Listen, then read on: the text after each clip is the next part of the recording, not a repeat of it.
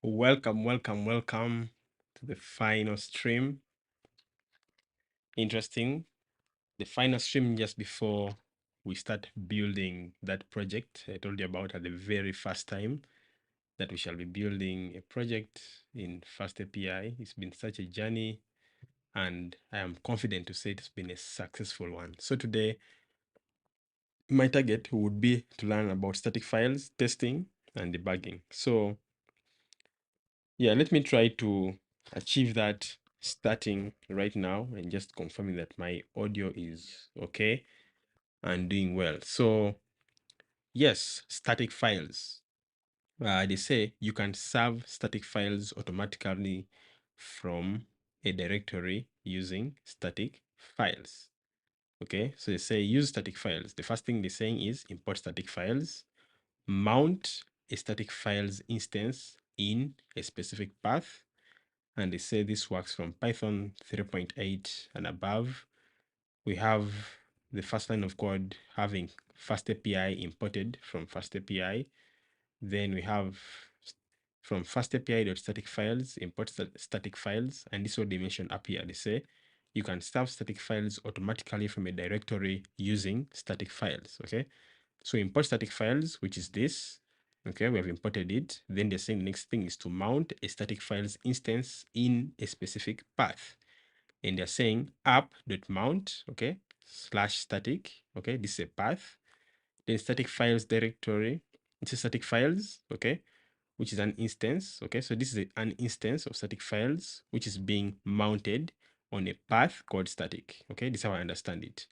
An instance, okay, of static files, okay, being mounted on a particular path.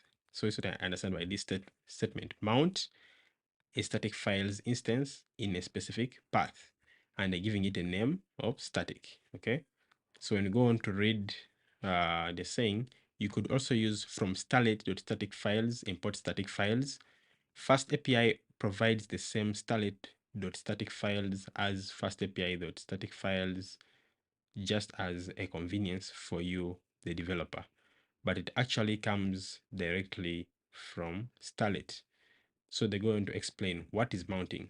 They say mounting means adding a complete independent application in a specific path that then takes care of handling all the subpath. Okay.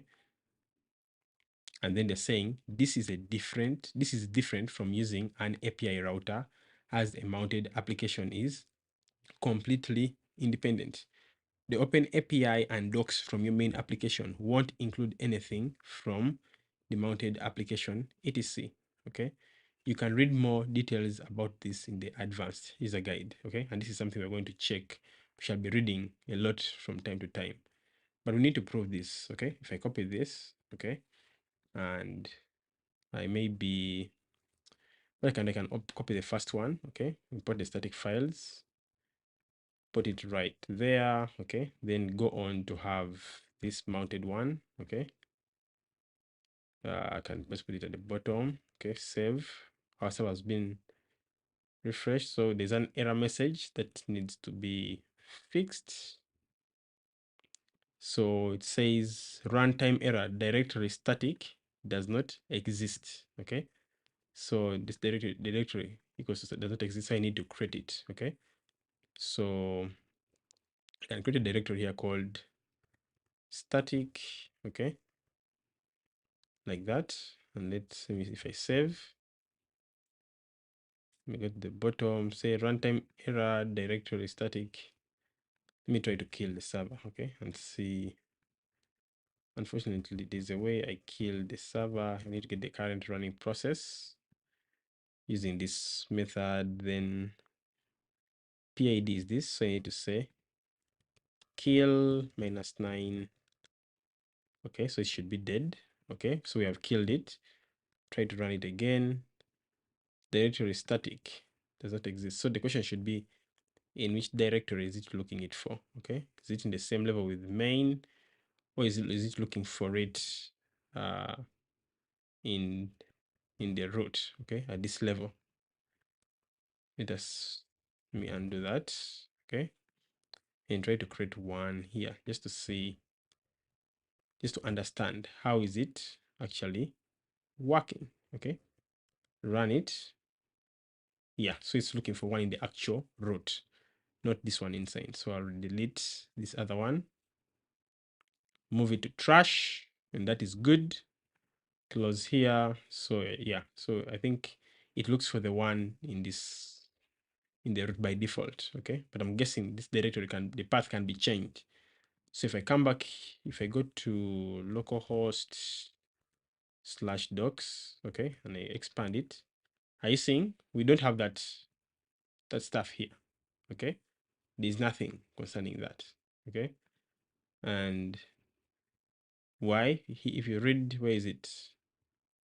They're saying mounting means adding a complete independent application in a specific path that then takes care of handling all the subpath. This is different from using an API router, as a mounted application is completely independent. The Open API and docs from your main application won't include anything from the mounted application, etc. That's why we're not seeing that here. Okay, it's not included. Okay, so we need to they say we can read more in the advanced guide. Okay, and I know from time to time we shall be in this advanced guide. And what they actually say, calling advanced guide is not really advanced, because look, read this first. They say the main tutorial user guide should be enough to give you a tour through all the main features of FastAPI. Okay, so yeah, we shall get to that in case we need to. Okay, when we are building the project. So details, the saying the fast/static refers to the subpath this sub application will be mounted on. Okay, so this, where is it? This one here. Okay, this fast/static. Let me reduce this. They're saying the fast/static refers to the subpath that this sub application will be mounted on. Okay, so they're saying this. Okay, this whole part is treated as a sub application from this other one here, which you declare using this. Okay, so if I'm to maybe reduce all these to bring them closer. Okay, reduce that. Okay, so, and maybe pull this down. Okay, so this is like a sub application of this other one. That's what they say. App.mount is creating a sub application of this. Okay, and refers to all the sub paths. So this app.mount creates like a sub application. This flash static is like a sub path and is treated as a independent application. Okay, so they're saying so any path that starts with /static will be handled by it.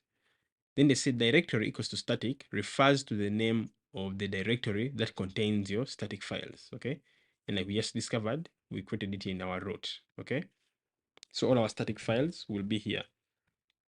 Then they say the name static gives it a name that can be used internally by FastAPI, which is this one here. Okay, this name is used internally by FastAPI, and this is the actual directory.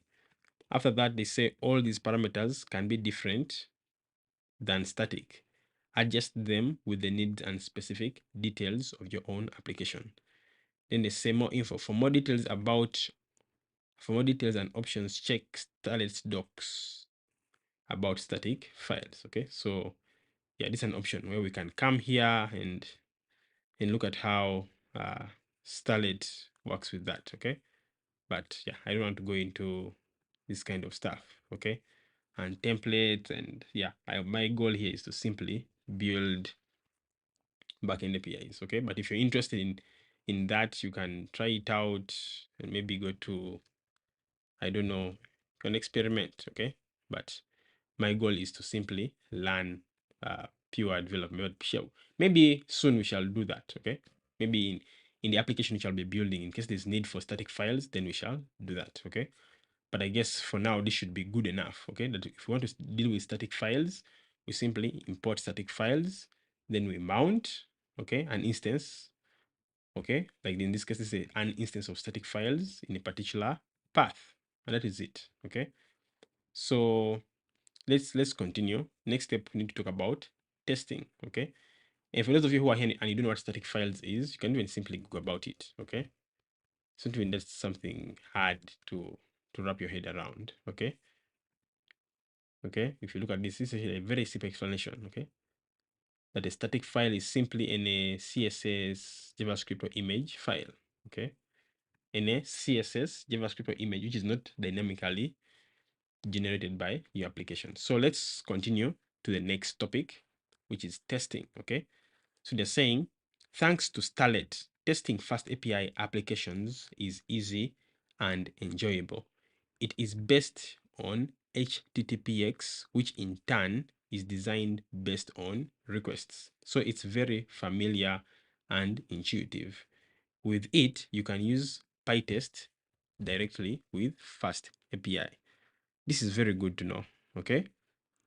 Very good, especially using PyTest. If you never use PyTest, it's a very good testing tool. So you're saying using test client. You say to use test client, first install HTTPX. So you're saying make sure you create a virtual environment, activate it, and install it. For example, pip install HTTPX. So I'm going to do that right now. Okay, so I have a virtual environment. If I go to this other terminal, you see, it's called base. Okay, and it's already activated. So I'll pip install HTTPX. And like you see, it was already installed. Then I will import test client. Okay, they say import test client. Create a test client by passing your FastAPI application to it. Create functions with a name that starts with test underscore. This is a standard PyTest conversions. Use test client object the same way as you do with HTTPX. Write simple assert statements with the standard Python expressions that you need to check again. Okay, maybe I'm actually starting to wonder what is HTTPX exactly. Let me open it because I know what PyTest is. I don't know what HTTPX is. They're saying HTTPX is a fully featured HTTP client for Python 3, which provides sync and async APIs and support for both HTTP1 and HTTP2. HTTP2. Wow, I'll bite my tongue. So HTTPX is simply a tool. Oh, so it's like requests. Okay. So if you know requests, say requests Python. Okay. And maybe I click here. Okay.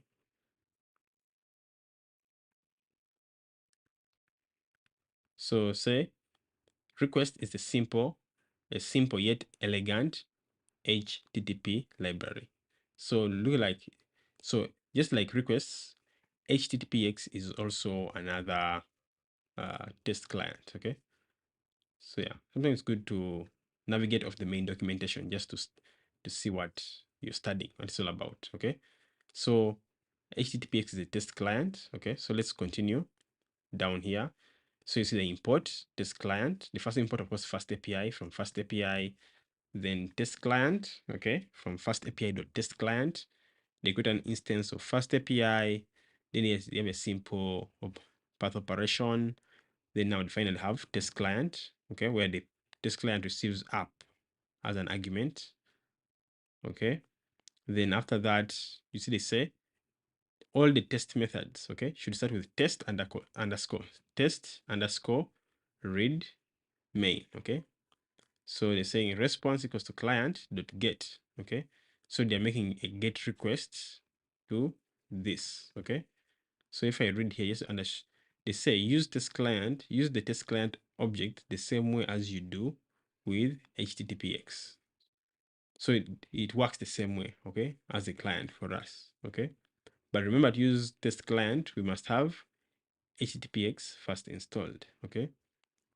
Then they make assertion. Say assert response.status code equals 200, assert response.json equals to message hello world. So simply ensuring that the response from this, okay, is the same, okay, as the string. So they say, notice that the testing functions are normal def and not async def. And the calls to the client are also normal calls, not using await. So we see that this is just normal def, not async def. And yet it's simply assert, nothing like await, okay? They said this allows you to use PyTest directly without complications, which is good, okay? So I don't know how to run their tests, okay? But let me copy this and just paste it here. and continue reading. Hopefully down below they'll show us how to run them. So technical details, you could also use from starlet.test client, import test client, and they're saying FastAPI provides the same starlet.test client as FastAPI.test client, just as a convenience for you, the developer, but it comes directly from Starlet. So they're simply telling us that FastAPI.test client is from Starlet.test client. Okay, they just give it to us in FastAPI as a convenience.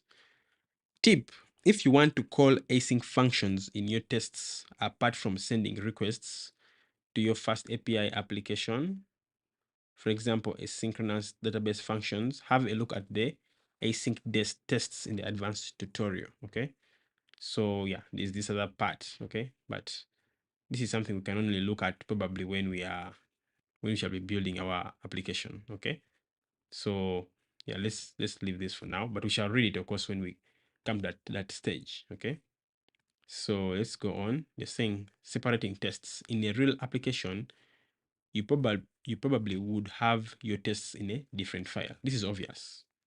And your FastAPI application might also be composed of several files or modules. Of course, this is expected, just like we saw last time when we were studying about what's the topic? It is around bigger applications, multiple files. Okay, we saw that the application was split into several files and modules and packages actually. So they say, let's say you have a file structure as described in bigger applications: app, init.py, main. And it's actually the structure we have if you look at this. Okay, this is the structure we have here. Okay, and they're saying in the main file you have your FastAPI app. Okay, something like this. Okay, very basic. Then they say testing file. Then you could have a file test main.py with your tests. It could live on the same Python package, the same directory with a init and with a init.py. Okay, an init.py file like this. So it's the same. This is the init.py. Okay, and it's lying next to main.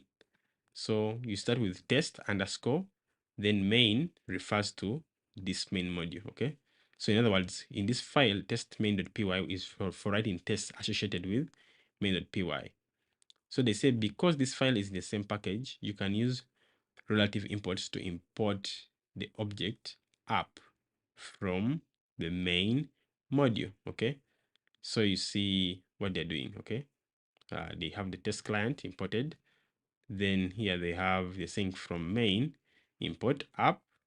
Okay, why? Because of the allocation. Okay, so relative import, and they say client equals to test client app. Then they say define test underscore read main response equals to client dot get. Okay, so now they're calling this. Okay, this one. Then after that, okay, they simply assert that the response status code is equals to 200 and that the response the JSON is equals to this. Okay, so that's how they test. Very simple. And have the code for tests just like before. Yes, pretty easy, and I see nothing really difficult about this, unless if you have a question to ask me, or if you think I've misunderstood something, but for me, it's pretty obvious what is going on here. So they're saying testing extended example. Now, they say now let's extend this example and add more details to see how to test different paths. But I want to run this, okay? I need to maybe delete this one or what? This other one, okay? Come back here. Okay. Do I remember how to? So actually this is in the wrong directory, okay? But let me first continue, okay? Actually, I can do it now. If it fails, then it won't hurt to Google, okay? So I remove all this, put the code. Come on, what am I doing? I don't want a music file. What I want is this. Then come back here, copy this test code, go back to the editor, And then I can put here the test underscore main dot py paste. Okay. Then I see if I try to run PyTest. See, this is the issue about working with automation. I work with so many automations that now I don't remember certain commands off the top of my mind. But let me say PyTest app slash test main.py. And there we are. I think looks like I remember how to run a test using PyTest. So yeah, one pass. If I try to change this to like 201, okay, and I run the test, you see it fails, okay, and tells you what has failed. Assert that 200 is equals to 201. So this gave 200, and I'm trying to check if it is equals to 201, and that failed, okay.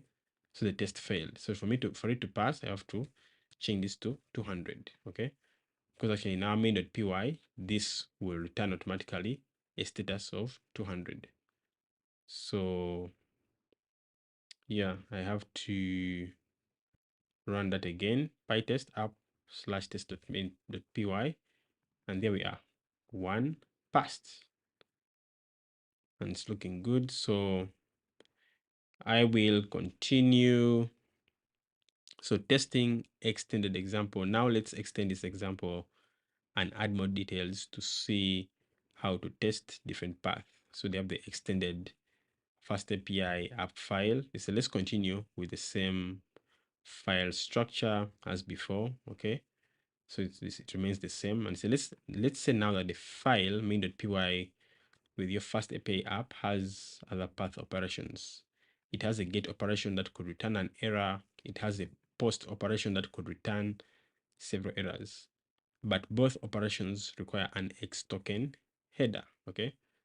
So this is Python 3.8 plus. Okay. But let me use mine, Python 3.10 plus. Okay. So we see annotated imported from typing, FastAPI header, exception from FastAPI, base model from Pydantic. This is a fake secret token. We have a dictionary here acting as a fake database. We have an instance of FastAPI.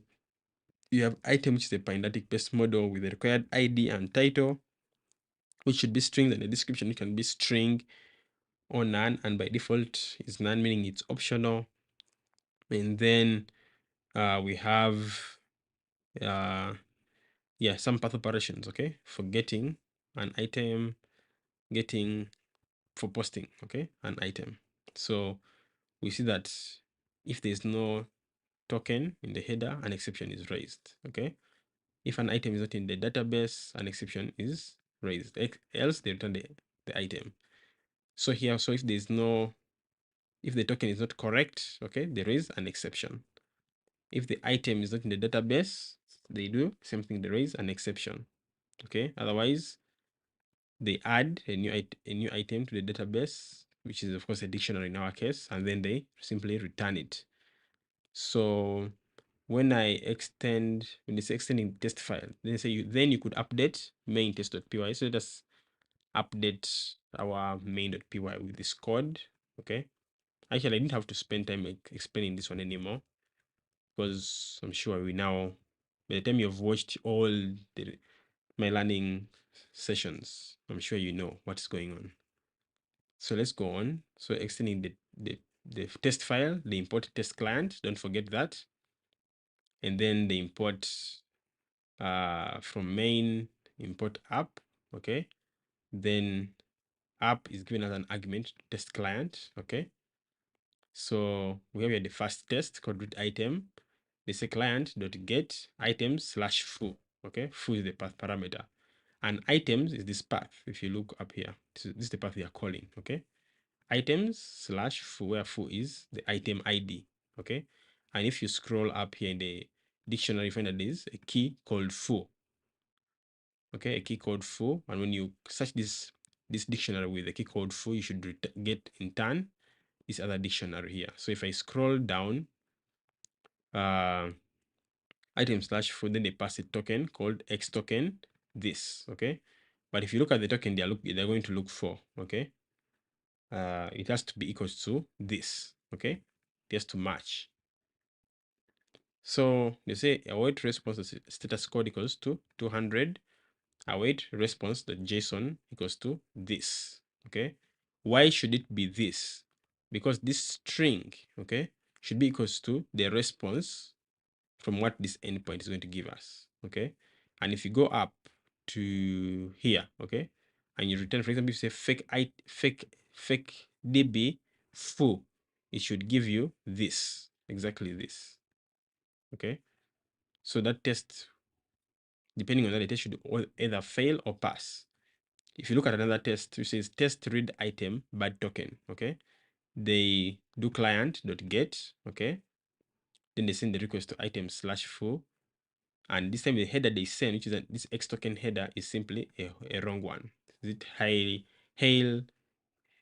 hydra? Okay, would fail. Why would it fail? Because if you go up to here, the token, the immediate secret is different. Okay, it is cone of silence, which means this check would fail. Okay. All right. What do I need? Which one? What's the next one? Yeah. So this would fail. Okay. So this is the correct status you should expect. Okay. Bad request. The same is here. The check for bars. Okay. You should get a 404. Okay. With the details saying item not found. Then they are testing creation of an item client.post. So if you forget, you simply say client.get. For post, you simply say client.post. So writing it is very easy. Okay. Then they post with this token, okay, with this header and a JSON body. Okay. Then they expect the status code to be 200, and they expect the response, the JSON, to be this. Simple. Okay. And this is simply should actually match this what you passed here. Okay. Then the next test says test create item bad token. Okay. So response equals to client.post, simply making a post request to this endpoint called items. Okay. And in addition to that, they pass a header called X token, whose value is hail hydra, but we know that this is a wrong token. Okay. Then the data we pass is this. Okay. But of course, because this token here is wrong, we should get a bad request. Okay. So this is a passing test. And this should also be correct. The response.json from sending this information to this endpoint slash items should give us an invalid X token header. Okay. When we go on to the next test, says test create existing item. Okay. And it says response equals to client.post. Okay. To the same endpoint, passing a header called X token, whose value is cone of silence. Okay. This is a correct header. And the JSON is this. Okay. The data. Then says assert that response to status code equals to 409. Okay. And says assert response to JSON equals to detail item already exists. Okay. And if we go back to our function, you see we get a 409. Okay. If item.id in db raise exception status code equals to 409, item already exists. Okay. So that is it. And of course, whenever you don't know status code, simply Google 409 status code. I'm guessing you'll get the same response. Okay. So AI says 409 conflict error response status code indicates that the request could not be completed due to conflict with the current state of the target resource. Blah blah blah. Okay. So yeah, let's continue. Let's not go into that. But there are things you can Google. So I was just trying to show you. Then it says whenever you need the client to pass information in the request and you don't know how to, you can search Google. Wow. So interesting. They just did what I've just been doing. They're just telling us what I've just done. Okay, let me read that again. Whenever you need the client to pass information in the request and you don't know how to, you can search Google how to do it in HTTPX, or even how to do it with requests, as HTTPX design is based on request design. This is good to know. Okay. Then you just do the same test, the same in your tests. Okay. So the same thing. Let's say, for example, to pass a path or query parameter, add it to the URL itself. To pass a JSON body, pass a Python object, e.g. a dict to the parameter JSON, just like this, okay? JSON, like this. That's how you pass a JSON body. And for path parameters, we do like this. We just add like bars. Bars is a path parameter added to this normal path, the main part of the path. Then they go on to say, if you need to send form data instead of JSON, use the data parameter instead. So that means instead of saying that JSON equals to, we say data equals, okay? Then we pass the form data. They say to pass headers, use a dict in the headers parameter, just like above here. For headers parameter, they use the dict, okay? So the header name and the header value. Yeah, so we know all this stuff. For cookies, they say a dict in the cookies parameter, okay? So if I'm to copy, let me copy this code and open test.py main.py, okay? So if these were cookies, okay, I would come here and I say cookies equals, for example, this, okay? Cookie whose name is session and the value is test session, okay? But no need for that. Where were we? We're down here. Say, for more information about how to pass data to the backend using HTTPX or the test client, check the HTTPX documentation. No need for that. And if we need to, we shall check. And note that the test client receives data that can be converted to JSON, not Pydantic models. Okay, yeah, it's a good thing to know. If you have a Pydantic model in your test and you want to send its data to the application during testing, you can use the JSONable encoder described in JSON compatible encoder. I think you remember this, okay? We studied this sometime back. I don't know if who remembers this, okay? So there are some cases where you might need to convert a data type, like a Pydantic model, to something compatible with JSON. So use the JSONable encoder, okay? But if you don't remember some of the things, don't feel bad. Don't feel bad that you don't remember, okay? When I will be building that project, we shall be studying these things, okay? We shall be studying and going back to the documentation, checking the tutorial guide we have studied, going back to checking the advanced guide, Googling, using AI and stuff like that, okay? So yeah, to be flexible. So running the thing after you've that, you just need to install PyTest, okay? Sorry, if you've been trying it has been failing, okay? I already had PyTest installed, okay? So then you have to copy and make sure you have a virtual environment, okay? Like I have mine called base that has been activated. Then of course you say pip install PyTest, but I already have mine, okay? Then they say it will detect the files and test automatically, execute them and report the results back to you. So run the tests with simply running PyTest, okay? So in my case, I was saying, if I clear my terminal, I was saying PyTest, okay? Then the name of the file, okay? But you can simply say PyTest, they say. And you see, it picked up 6 tests, okay? And all of them passed. How are they 6? If I go to my test.main.py, this is the first one, the second, the third, the fourth, the fifth, the sixth, okay? And indeed they are 6 tests. And all of them have passed, okay? And now we're simply running saying PyTest, say app, then you mention the exact what specific file name, okay? And there they are, 6 passing, which is good success, okay? Yeah, so looks like we're done with testing. Testing is actually very, very easy, okay? In case we shall need advanced cases like asynchronous testing and stuff like that, we shall look at the advanced guide, okay? Let's go on to the next topic, which is debugging, okay? So with debugging, they're saying you can connect the debugger in your editor, for example, with Visual Studio Code or PyCharm.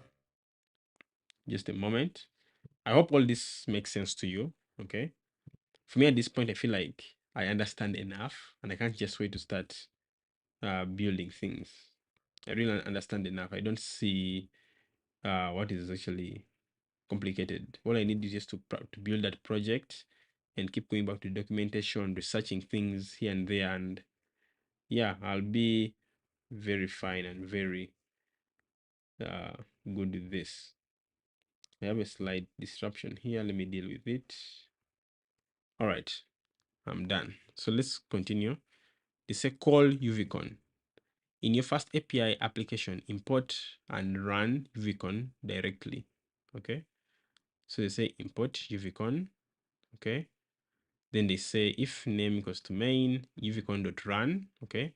And running the app. We know what app is. Simply this instance. And the host is localhost. And this is the port. Okay.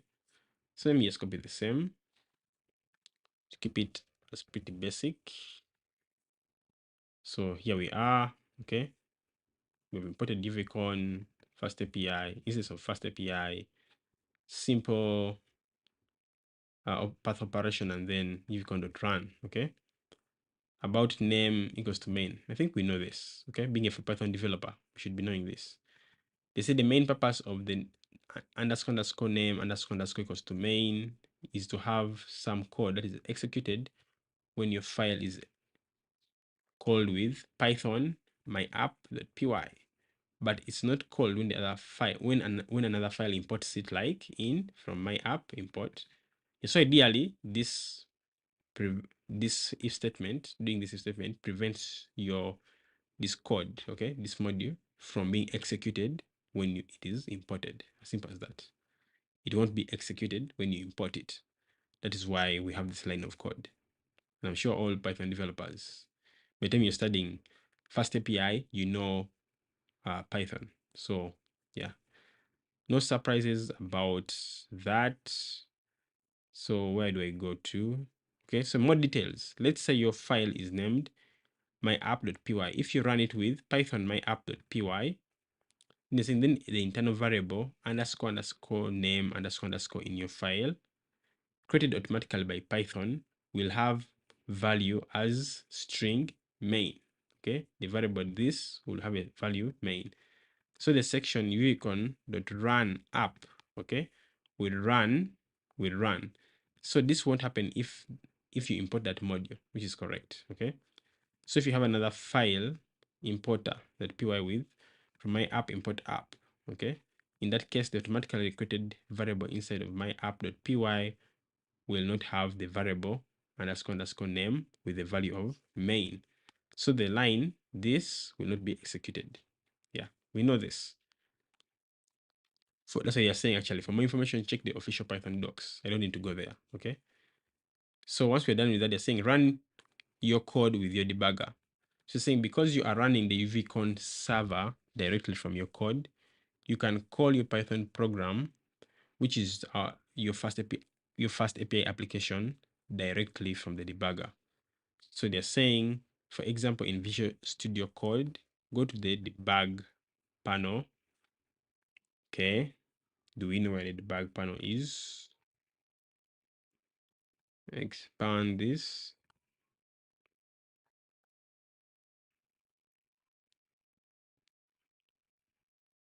Database extensions.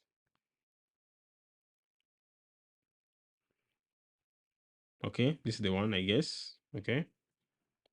Add, they say add configuration. Show automatic. I'm not seeing add configuration anywhere. Is it somewhere here? Customize file. Because this is the debug stuff. Show automatic Python configurations. Okay, we click to add and debug. Python debugger. Okay.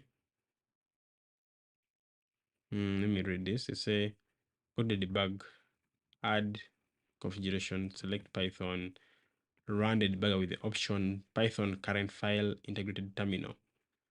It will then start the server with your FastAPI code and stop at your breakpoints, etc. Here is how it might work. Okay. Because they're saying that if you use PyCharm, of course, but we don't use PyCharm. It's not PyCharm. This is VS Code. So let me read it until the bottom. Then we try it out. Okay. So they're saying it will then start your the server with the first and stop at your breakpoint. So this is PyCharm. Okay, let's do it. Okay, let's figure it out, because I'm not seeing. I went to the debug panel, but I'm not seeing add configuration. Neither am I seeing select Python. So it could have changed. Okay, so I come here. Okay, I came here. I clicked on, let me escape. I came to the debug. Okay, clicking here, I came to the debug. I opened the debug tab. Can we call it menu? So run and debug. Okay, I want a Python debugger. Okay, so what I'm going to do this. So I'm seeing many, what can I call it? Many options. There's the FastAPI. Okay, select and debug a FastAPI web application. This for Flask, this for Pyramid, this for Django, this attaching using a process ID. Okay, you can also debug a remote server. There's a Python file with arguments. If I come back here, this is select Python. There's a run the debugger with the current option, Python current file, integrated terminal. But if I come back here, I'm not seeing, maybe it's this first one. Okay, so I'm going to try this first one, and then I'll also try this one of FastAPI. Okay, the role we are learning. So, but before I do that, I want to set up a breakpoint. Okay, like for example here. Let me put it at this. If I come here and I click, I see this, when I come to this line, okay, on its extreme left, this kind of red, and when I hover over it, they say click to add a breakpoint at this red circle. So I click, okay, and you see the breakpoint. If I click again, another one here, I can add another breakpoint. It's a good way to debug. Okay, so these are 3 breakpoints, but if I click again, the breakpoint goes away. If I click again, the breakpoint also goes away. So if you've actually been doing it in your Django app, it should be the same here. So I've set up a breakpoint here. So when I execute this endpoint, it should be paused at this point. Okay. So what I'll do, probably I need to click here, run and debug. Also, what I will need to do, I want to stop this application. Okay.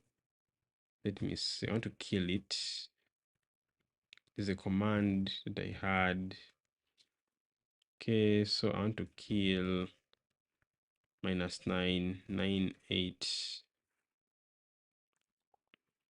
Is it 98580? Should be done. Not yet. Let me clear the screen. Okay. Then run this previous command again. Okay, it's still running. It's on a process. So I'll kill -9. And if you don't understand what I'm killing right now, the simply Linux command I'm executing to kill the FastAPI process. So if I come back here, you see it has been killed. Say killed FastAPI dev blah blah blah. Okay. So it's just simply, you have to understand that. Okay, I'll just stopping the FastAPI application by killing it. So now I come back here, go to debug. Okay, sorry, someone is calling me. I need to end it. Okay, let me respond to them.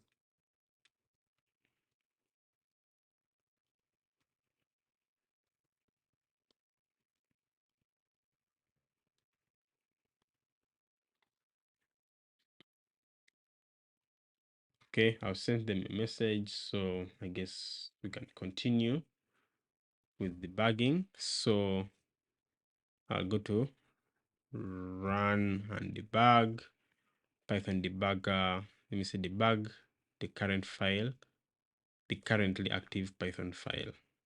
Click. Let's see what happens. Okay. So you see, and I think because actually we are calling it directly with UVCon. Okay, you see we have UVCon here. Okay, and then here say if you say in UVCon.run. I think this is actually what makes it to work, because in the way debugging I'm working with Django application is kind of different. So I was like, how is this going to work? Okay, and you can see the debugging tools are here. Okay, they're already available for stepping through, stepping over. They're available. So let's try it. Okay, let me click, say open. And there we are. Okay. See, we have executed and our application has been paused. Okay. So if you go to locals, okay, and globals, okay, right now there's nothing. But if I step, you see, so you see we have our things. We have step over, okay. We have this one, step into, we have step out, we have the restart, we have the stop. The same way it works when you're debugging in other application, okay? Even in like PyCharm, it will be the same. So if I go step over, okay, you see, I'm now brought back to this line, okay? And you can see the locals, we have A equals to A, the previous value, okay? And you can see if I reduce this, okay? You see we have special variables, function variables, okay? All of them here, what with the globals, okay? But I can close. Even here you can watch, okay? I can say to watch, for example, I can say watch A maybe plus B, but of course this will give a name error, okay? So let me step through again. You see, and this case you see that in the locals we have A equals to A, we have B equals to BA, and you see what I'm watching, A plus B, okay? The A was A, but B is now BA. So together it will be A plus BA, ABA. Okay, and then finally, boom, I step over, there we are. Okay, again, the thing comes to an end. Okay, so I can again do what? I can decide to run this. Okay, okay, so that restarts it. Okay, or I can stop everything. Yeah, so debugging isn't that hard. So I hope you understand. So yeah, we've been able to finish learning this whole FastAPI thing today. Okay, and by the for it to execute by the here, it was because it opened up here. Okay, maybe let me show you that one more time. So debug, okay, it's running. So I have to just come here and hit this endpoint. Okay, so when I hit it, okay, you see we have the breakpoint. Okay, our code has been paused at this breakpoint here. Okay, and I can now step over. Okay, like that, step over until the end. So let me just stop it. Okay, for simplicity's case. So yeah, friends, I don't know what you tell me, what you say about this, but yeah, if you've enjoyed it, I say, yeah, share it. I've actually organized this whole thing into a playlist. So if you enjoy it, share it, okay, with others. Share this whole learning playlist. This whole thing is now going to be in a playlist. And I'm going to add this video to the playlist. It will be the last one. Share it with someone else so that next week when we start building the application, we shall start from planning. I'll first show you the existing part of the front end, which I've worked on. After that, we shall go to plan it, shall plan it, look at the requirements, look at other external APIs I want to work with. I'll show you other tools I want to work with. Then we shall start designing it step by step and iterate where necessary, okay? And yeah, until I finish that backend, do the DevOps, host it, consume the front end, and yeah, by the time I finish all that, trust me, we'll be far with FastAPI, okay? We shall be far. So with a bit of consistency and just sparing almost just an hour, okay, 1 hour. I don't think there's any session where we have taken 2 hours, okay. So at most we have done, I think, maybe 1 hour 50 minutes. So ideally, if you just spent 2 hours a day learning, okay, you'd come this far. Okay, so imagine, guys, since the beginning, we began from Python intro types, we went to concurrency, async await. We came into the tutorial user guide. We went through all these topics, okay, all these topics until we've reached the end. How amazing, okay? If you've reached this point with me and you've gone through every tutorial, I congratulate you. You're a consistent person, and if you continue like this, it's going to pay off in your life, okay? And you're going to see how this is going to pay off in our lives, okay? Let's just continue. And some of the things like environment variables, okay, we shall study them. So it's not even that very hard, okay? We shall study them as we build the application in case of anything, okay? Things like virtual environments, not something really I would expect anybody here to struggle with, but in case of anything, we are going to study them. In fact, I think this thing called UV is what I'm going to use for starting my project, okay? we're going to use UV very soon. Then the things like advanced user guide, the things we shall be checking from time to time, okay, if we need, okay, and maybe in the things like webhooks, okay, maybe including like Flask, Django, we just shall test them, things like WebSockets, okay. I am going to create a tutorial, okay. The things like GraphQL, this is something that my application might need, okay, but maybe at the end of maybe building the entire project, backend, DevOps, front end, then later we can go into GraphQL and I can either make a tutorial or have a live stream or integration or somehow, okay. Then deployment, of course, we shall have to deploy our application, okay. Yeah, so yes, been a good ride, and I'm glad that you guys have learned with me. And if you're here watching this right now, just know we have come to the end of the learning journey of FastAPI, and next week we're going to start building the actual project, okay, from scratch, okay. And yeah, get ready for it. Let's always come on time and learn and discuss.